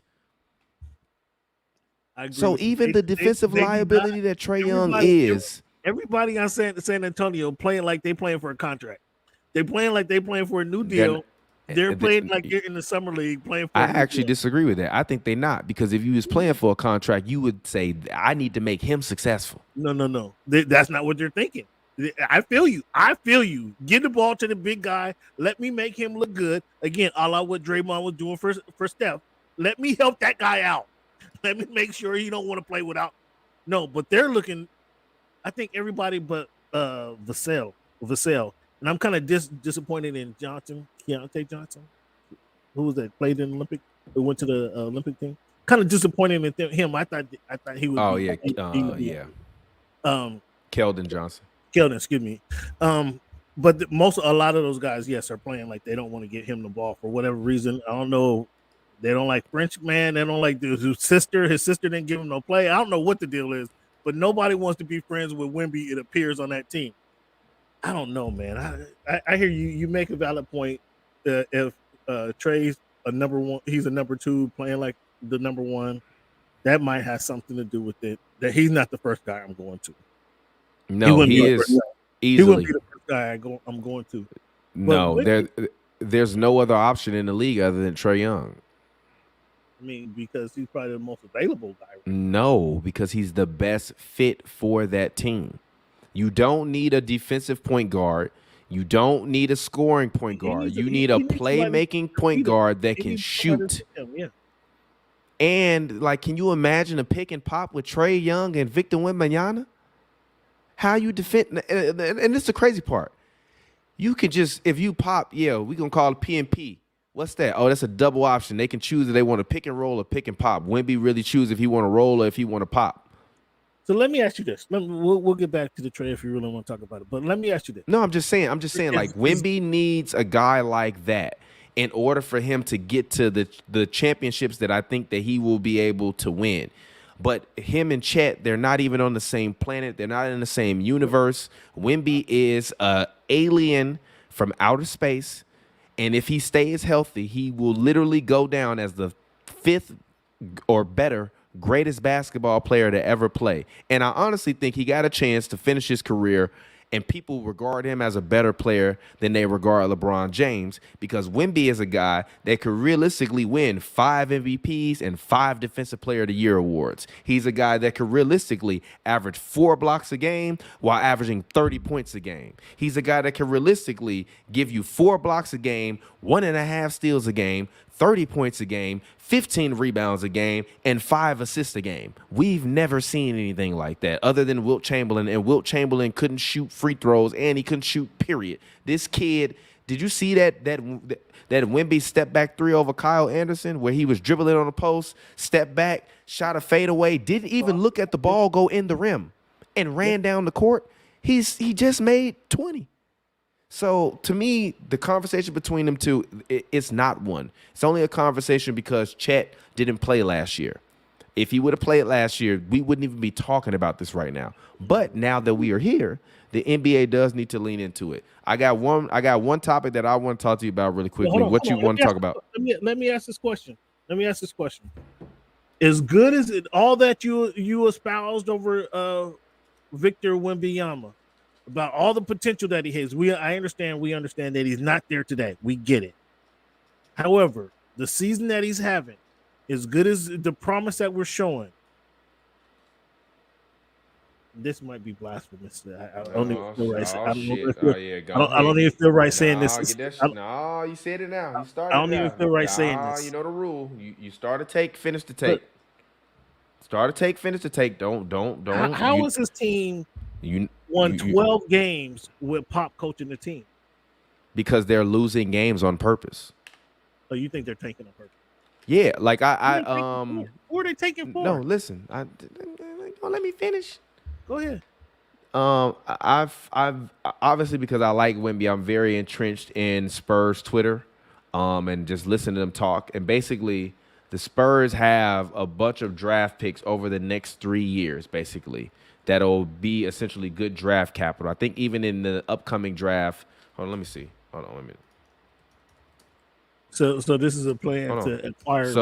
Wait a minute. Acquire more talent. So basically, the Spurs coming up this year, they have Toronto's pick, which is a top 1 to 6 protected pick. The Raptors are going to be in the lottery.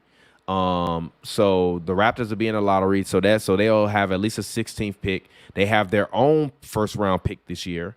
They also have a first round protected pick from Charlotte 1 through 14. So hopefully, if depending upon the way the balls fall for that, they would basically get hopefully either like outside lottery pick or someone that's like 15 or 16. So theoretically, if the ball's bouncing the Spurs' way, the proper way this year, they could wind up with basically 3 lottery picks, right? And they have a second round this year. That's the Lakers' second round pick. They also have Doug McDermott coming off the books this year. And like they'll have like $40 to $50 million worth of cap room this year also to go out in the market and spend. So if you're the Spurs, it would be dumb for you to try to win when you know you're not going to win. Let's tank. Let's be bad. If the Spurs fuck around and get the number 1 pick, this draft is not. It has guys that are going to be good players. I don't think it has like that 1-star guy that everyone is looking after in the NCAA. But this draft is full of guys that are talented, that can dribble, and good wings. So if you're the Spurs, you're either going to use those 3 picks or you're going to find a team like the Hawks and say, hey, we got 3 lottery picks. So you're gonna send them two lotteries? We got 3 lottery picks, and we got enough cap room to absorb Trae Young's contract for a couple of these young guys. We'll give you Devin Vassell and Keldon Johnson and 2 firsts and a first in the future. Give us Trae Young, and then you go out. It's not a lot for Trae. It's not a lot. It's not a lot. No. Yeah. We got to stop acting like I get that Trae Young has missed the All-Star game because of the system and the voting, but this guy is still a guy that's averaged 25 and been top 3 in the league in assists. We've never seen anybody average this many points in assists and not make an all-star team. It's a literal fact. It's bullshit. He's a leader and the team stinks. That's why. The team ain't no fucking worse than LeBron team was when LeBron and them made the all-star game. They was just Cleveland? as bad. Cleveland No. When the Lakers made when LeBron and AD made the All-Star game this year, the Lakers were the 11th seed in the play-in. You're right. Don't give me the win. No, I don't know. No, because that's weak. Name That's weak. recognition and popularity contest. Absolutely. Yes, but he got a big name. He just doesn't. It's just that what he did his first couple years, he went up so high his first couple years, and they have not been able to replicate. Call it luck, whatever. You play was in front of you. They have not been able to replicate it, and he gets penalized because of that. The same way Jason Tatum gets penalized by not being high in MVP voting, even though every year but that's my whole point with Trae Young. You're literally sitting here telling me that he doesn't win anything, even though he took his team to a conference finals. It doesn't matter. You play what's in front of you, Cam. Your daughter wasn't born then. When they went to the finals, your daughter was not born. You're a liar. What are you talking about? She was not. Lola was not around then. And how is she walking and talking now? Ain't she in school by now? Come on, they did that in 2021. My daughter was a year old. My daughter was born in October of 2020. My daughter was a year old. Stop it. Stop being disrespectful to Trae Young. He took his team to the conference finals. I don't know why you got this beef with Trae Young. I'm not saying he's the greatest. I'm not saying he's the best. I'm saying he's good at what he does. They need a shooter who can draw somebody out and will still allow him to make the passes. I feel So if you're the Spurs, you're going to either get really, really young and go and try to rebuild what OKC is doing with this youth movement, or you're going to trade those picks, go get a guy like Trae Young, and then you still have $30 to $40 million in cap room. Go get you some guys and fill out the roster. Like, to me, if I'm the Spurs, Wemby being as good as he is this year, before going into the season, I thought, okay, we got 4 years before we need to make the playoffs. Now I'm thinking we need to make the playoffs next year, and we should be thinking we can win a championship in 4 years, because this guy is as good as LeBron James. He's as good as Shaq. He's as good as David Robinson. He's as good as Wilt Chamberlain. He's as good as Magic Johnson. He's as good as all of those guys. So you either are going to pussyfoot and play around and make him angry and want to leave, or you're going to, because you can tell clearly now that the kid does not like losing. He does, like, every post game. You put up a stat line. Nobody, I don't care. We didn't fucking win. That's what he says every time. Grab the mic though. When was the last time you seen a rookie grab the mic at post game and say, "Can I get a go Spurs go"? I don't think I've seen that.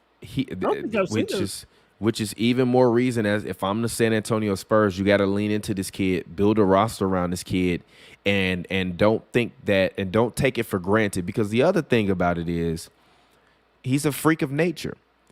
Freak of natures are fragile. We know that. Now LeBron happens to be impenetrable android robot, athletic robot, but Victor Wembanyama is a physical freak, and I don't mean that disrespectfully. I say that respectfully, because we've never seen anything like that before. So yeah, if you're the Spurs, we gonna try to build slowly, yeah, but you don't know if this physical fragile freak is going to stay in perfect physical condition. So to me, it's like it would be dumb for them to delay trying to accelerate their pace and their growth, waiting to be patient for the future, when we've never seen a kid that's 7'5" that can dribble like Kevin Durant, shoot like Kevin Durant, can play in the post, can block shots as good or better than Rudy Gobert, and he's only played 45 games.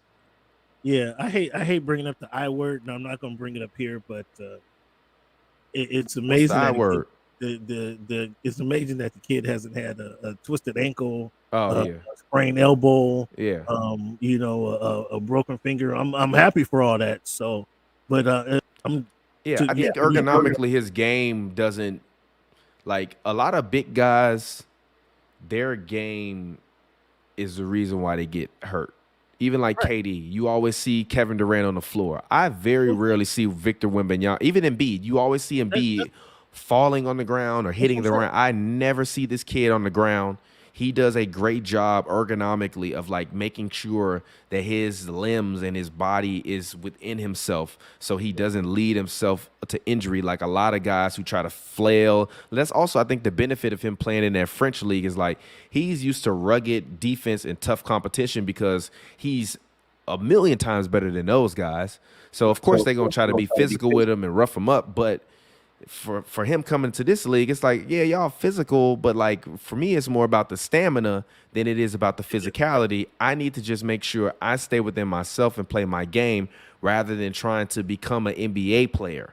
I think he's just staying himself versus you see guys come in the league and then all of a sudden they flopping and they doing all the stuff that they weren't doing before because they're trying to play by the NBA rules. And I just think he's just playing basketball because he wants to be great. And therefore, why do I need to be falling on the ground to try to get a charge? I'm just going to block his shot. Yeah. Versus Embiid, it's like, oh, I'm going to try to get a charge. Or when he Euro step, he going to hit somebody's leg on purpose so he can, get a layup. After you take 50 falls, something gonna break. Yeah, that's my only thing. No, he's real good. I'm happy to get your perspective on that. But I think Wemby and Chet is a rivalry. It's interesting to hear you say if Chet actually played last season, it wouldn't even be a conversation. I find that pretty interesting. So yeah, kudos to Wemby and his trainers for keeping him healthy. Because they are doing some different stuff. If you remember, he stayed with his training staff until he got over here until after the summer league. Yeah. He stayed with the training staff, who's been training with him personally for like 3 years to get him to even ready for the NBA basketball. So kudos to them. I didn't even know that. Good for them. For getting the kid ready. Yep. But what else you got? I got one last topic. The Bucks have improved. I think they've won 5 in a row now, although they've played some somewhat inferior competition. They played the Clippers on the 4th. The Clippers lost Russell Westbrook, fractured his hand, unfortunate injury. He's probably going to be out for at least 6 to 8 weeks. What are your thoughts on the Milwaukee Bucks and their improvements? I've seen some basketball people talk about how the Bucks have made some offensive improvements as it pertains to like Dame Lillard and his offense. They're starting to run screens up a lot higher near more of the center court and the logo, which allows him to be able to come off those screens and either get downhill or get that pull-up three, which is making life a lot easier for him. Obviously, you have Patrick Beverley there being the defensive pest that he is. He scored 14 points in the fourth quarter the other day versus the Bulls, and the Bucks win, in which Giannis, I think, had 46 points and 16 rebounds. He had 23 and 8 and something like that in the first half. What are your thoughts on the Bucks and their improvement? Do you think that Doc has finally figured it out? And what do you think is their ceiling? I'm very curious because I know that we've talked about Doc ad nauseum since he was coaching the Clippers. What do you think about what they're doing right now, and can they improve it? I think their ceiling, real quickly, I think their ceiling is Eastern Conference Finals. I don't expect them to get to the NBA Finals and win it. We talked about this a couple of weeks ago. Getting Patrick Beverley, him moving to whether he plays, he's going to hold people accountable. Whether he's playing with the starters, Dame Lillard and Giannis, he's going to hold those guys accountable. But when he's on the bench or running that number 2 squad, him and Portis they're gonna click, and they're gonna be in sync to where they're gonna intimidate some players just with their presence alone. Oh yeah, they were doing it versus the Bulls. They were fouling really hard. Even DeMar DeRozan got upset. Ayo Dosunmu got upset. There was a couple scuffles. Continue. Yeah, they're gonna intimidate and frustrate a lot of their talent just with those two alone. Because now Portis isn't alone in the fact that don't take this the wrong way. He plays a tough guy game. He also can play. Actually, he's actually pretty good. He's very player. good. He's actually turned into a great spot up shooter also. But he has a tough guy mentality. Now you have him, and you have Beverly to unlock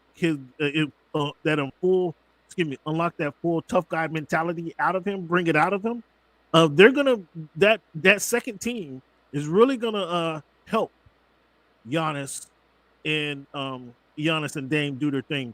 So if they're making these adjustments where now Dame feels more free, I think kind of that the All-Star game in a weird way kind of helped Dame. In fact, that I don't want to say rebuild his confidence, but allowed him to feel more confident with the Bucks. He's the thing that might be a problem for him moving along is you've heard him say recently he doesn't do anything because there's nothing doing. Yeah, he's also going through a divorce, which he filed for divorce. Yeah, but dog, you're coming from Portland, so if he can get maybe it's a little colder in Milwaukee than it was in Portland, but so once it warms up, maybe you'll feel a little bit better. But nonetheless, if he's able to come into his game and Doc can make these minor adjustments to help him feel more freer, that's good, and that's kind of Giannis's responsibility too. Giannis tried to verbally in the press conference say this is his team. I think Giannis was going too far.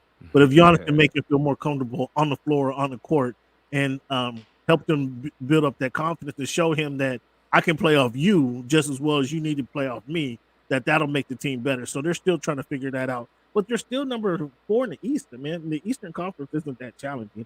I just don't expect them to beat Boston to get to the NBA Finals. That's my initial prediction. I don't think Embiid is going to come back soon enough to be a factor for the 76ers. So, I mean, who do they really have to beat? They really have to beat Boston, right?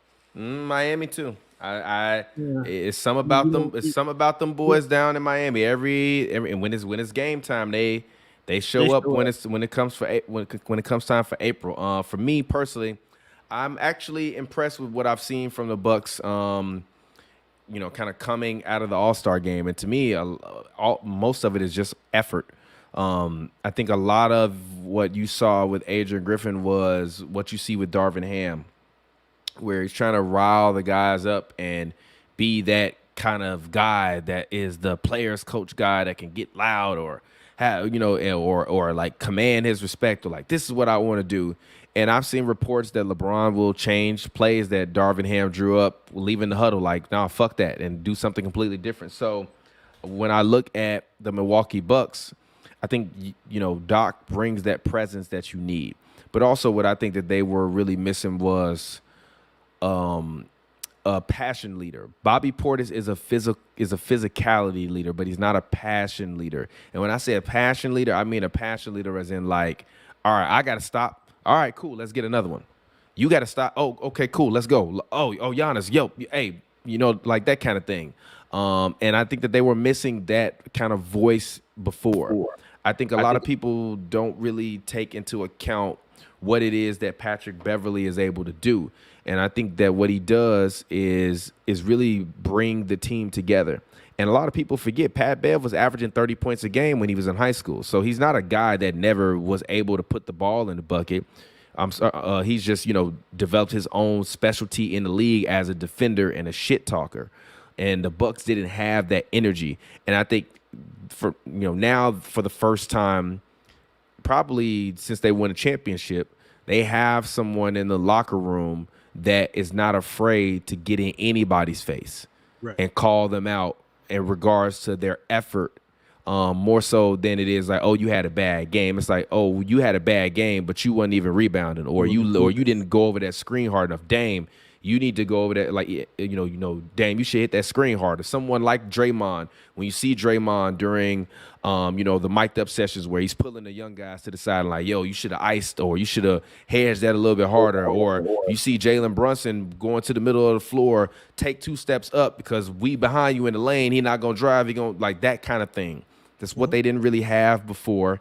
And the fact that Pat Bev even patched up his relationship with Dame and they went to dinner, it just lets me believe that they have the tools necessary to win a championship. But the biggest thing for this team boils down to Chris Middleton. He has been a ton of mid lately. He has been hurt a lot lately, and I don't want to disparage him because he's a great player. But he has to be without a doubt the arguable second best player on the team for them to win a championship.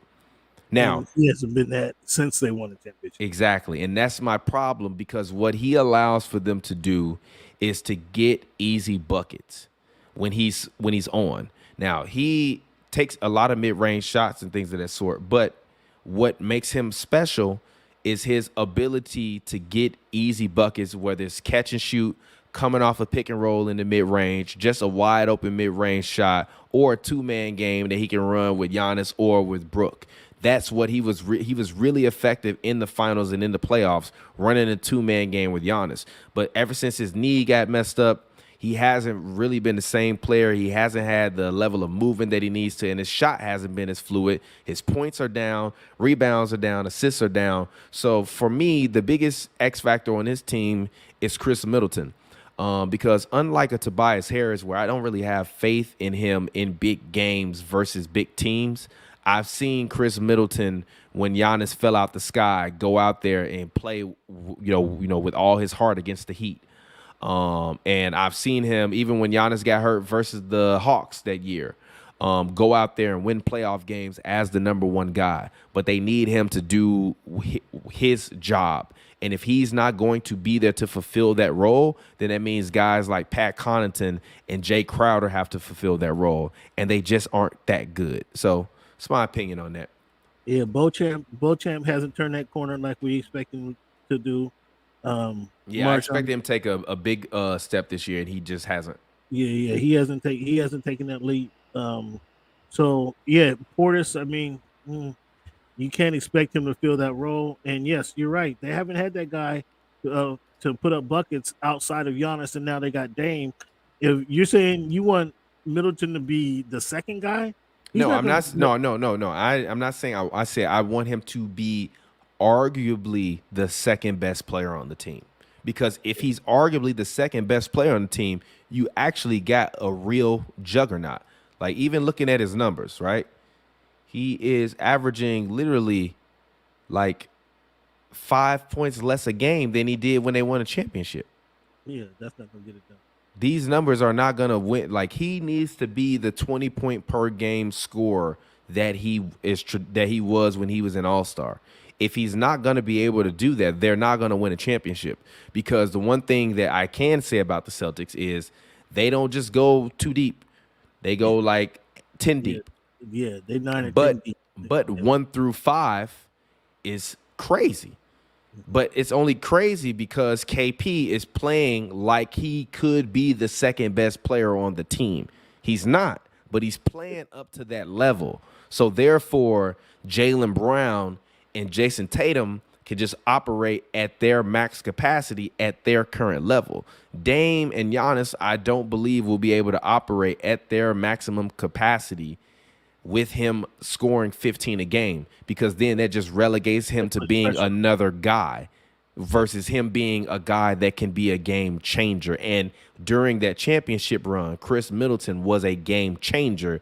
And since he's been injured, he's just been a guy. Yeah, so I think so. A bigger question you asked: can Doc make a difference? Can Doc unlock Chris Middleton, or is there anything left there to unlock? And that might be the big question, because even looking at this, like, I didn't even realize Chris Middleton has been in the league 12 years. Yeah, how old is he? He's 32. He's old. He's old. He's old with knee problems. That's what I'm saying. It might be over for him. Yeah, is there anything left there to unlock? And this is a run. Somebody got to answer that. But Doc had trouble getting something out of that third guy, a la Tobias. Tobias, yes, a la Tobias. Like, he just expected Tobias to come in there and get his 20. Although Tobias gave you 17 every night, but you could, if you ran a play or two for him more, that might get him over that 20-point hump. But if he runs a play or two for Chris Middleton, is that going to be a factor? Is he wasting minutes or taking the camaraderie away? That's yet to be seen. To me, I think that even if you look at this column, this minutes per game, he's playing honestly the third lowest minutes he's ever played in his career. So to me, I think that they need to lean into him more. And if he is getting to the point where he is healthy, now is the time to actually say, hey, Chris, we need you to be as good as Dame, as good as Giannis. We believe you have that in you. We're going to put the onus on you to make that happen. We're going to put the ball in your hands. We're going to ramp your minutes up to get you more around 30. And let's try to go out and actually like win this, and you still be the guy and as valuable as you were when we won that championship, because this team only goes as far as Chris Middleton will allow them to go, because in the playoffs, what they're going to do is they're going to trap Dame a lot. They're going to send a lot of doubles. It's going to be a lot of screens where the big guy is going to rotate late on purpose, so that way they can try to force Giannis to make baskets in the post. They're going to pack the paint, which means that they're going to need mid-range and three-point shots to open that up a little bit and allow those driving lanes. Brook Lopez no longer has any desires to play inside of the post. He just wants to shoot threes and float. So you need guys that can play inside that'll open up versus those defenses, so that way you don't end up in a situation like you ended up where you lose to Miami because they just packed the paint. And I think that is, to me, the thing that makes the Bucks the most vulnerable. And I think if Doc is worth his money, that won't be an issue for them, because it's been an issue for them for the past, I would say, honestly, 6 years of teams packing the paint and being able to take Giannis Antetokounmpo out of his game. Now, I think Dame, he will be able to alleviate that some. But at the end of the day, I think you still need another playmaker in order for you to be dynamic enough to beat Philly, to beat Boston, to beat even a team like Indiana, who's had the Milwaukee Bucks number all year long. Right. You know what I mean? And even the thing about it is, like, he's not an all NBA level defender, but Chris Middleton is not a bad defender. He's a very solid defender. So even losing him on defense versus having to have an older and washed up Jay Crowder, you're losing on multiple fronts by not having Chris Middleton in that lineup and healthy. So if they can get him healthy, I think that they'll be able to figure it out. But Cam, I appreciate you for joining me on 2 for 1. I'm tired. I'm sure you are. I'm about ready to get up out of here. Talk to the people. Let them know where they can find you at. I appreciate you for joining me. Thanks for having me. Feel free to join us every Wednesday night, Voice of the Fans, right here on this network, HNB Media. Thank you guys for calling us up. Also, fans, please tune in to voiceofthefans.org. Check out voiceofthefans.org. That's where you can find all of our content, from articles to the podcast to our exclusive videos. You can find all of our content there, voiceofthefans.org. Thank you for having me. And as always, fans, thank you for making our voice your choice. All righty, that's my guy Cam Buford. I appreciate him. Thank you. Shout out to all of the fans from around the world that watched. I know I went on late, but I just felt like I got to get back to making the content, giving you all what you need. Continue to make sure this channel is fed with different voices and new styles, new visuals. We have a complete redesign coming for Hoops and Brews Happy Hour, as well as Hoops and Brews. Joe will be back on Hoops and Brews in March, so I'm very excited. I hope you all are. It's been a great show. Thank you all for tuning in. It's your boy TPJ. You all have a good night or a good morning wherever you are. Until then, I'll get it with y'all later. Gotta let you know you got an extra hold on me, on me, on me, on me, on me. I've been running on E. I may take you OT. Get hang time, game time, same time. I done running OT. You got a role to play, acting like you know me. Get hang time, game time, same time. I've been running O. Tell me what I'm doing wrong. Trying to find it back to your heart. Tell me what I'm doing wrong. What I affected from the start. Get you